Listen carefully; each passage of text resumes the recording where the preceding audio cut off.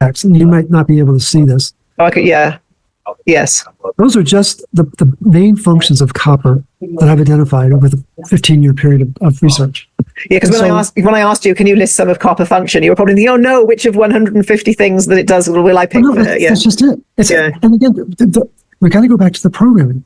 People have been trained like circus bears, and hopefully people have been to a circus and they know what a circus bear looks like. We've been trained like circus bears to believe we need more iron and we've got to get rid of that excess copper. And the physiology of our body runs on a very small amount of copper, the general, and it's regulating this massive group of grunts. Again, think of it this way. I think people also think, oh, I'm feeling a bit tired. I need more iron in my diet because I need more energy. Whereas actually you need more water out of your mitochondria to power your water battery. So it's one of these things it takes decades to undo this way of thinking, particularly for the layperson or the citizen scientist or somebody that's fed up of centralized medicine and they need to unlearn everything they've learned and start again.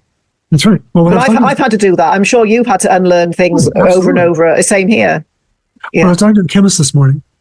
I wanted to make sure he really understood. I said, I bet you have a kitchen in your home. He said, I do. I said, I bet you have a stove in your kitchen. He said, yes, I do. I said, the stove is made out of steel. He goes, right? I said, does the stove know what's for dinner tonight?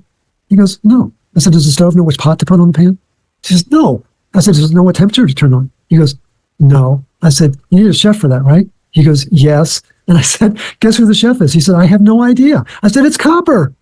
And he was absolutely stunned by that. But that's the fact of the truth. That's the absolute truth. How our body runs is this very intelligent mineral. I regard it as the God part of it.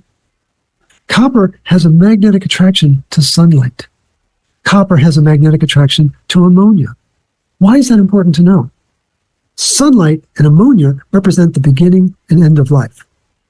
It is regulating everything in between.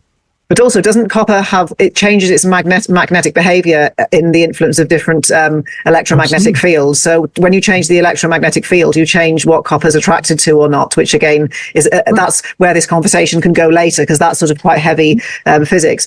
I just wanted to add something into this because we're coming near to the end of this, and I know exactly what people will ask.